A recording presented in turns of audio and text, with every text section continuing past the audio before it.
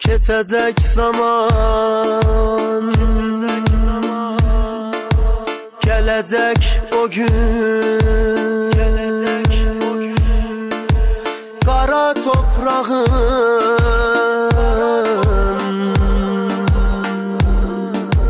dadasan dadın,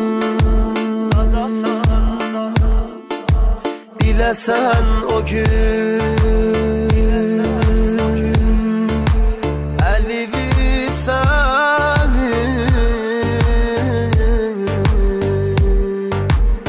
malın tutar, nə də oladın.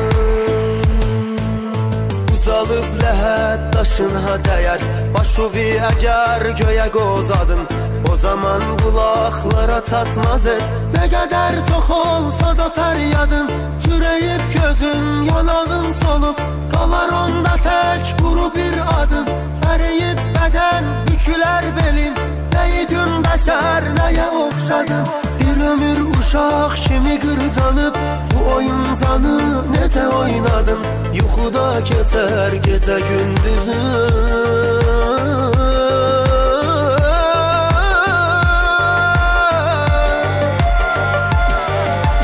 bunu bil əgər ayıq olmadın. Keçəcək zaman,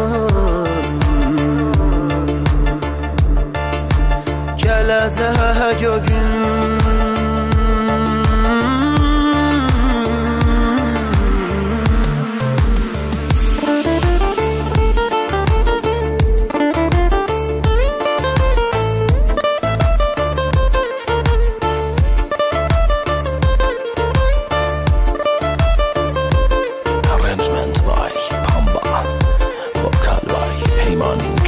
yuxuda keçər gecə gündüzün, bunu bil əgər ayıq olmadın. Bu şirin yuxudan olub fəqər bir ovud kəfən, pay fərhadın. Keçəcək zaman,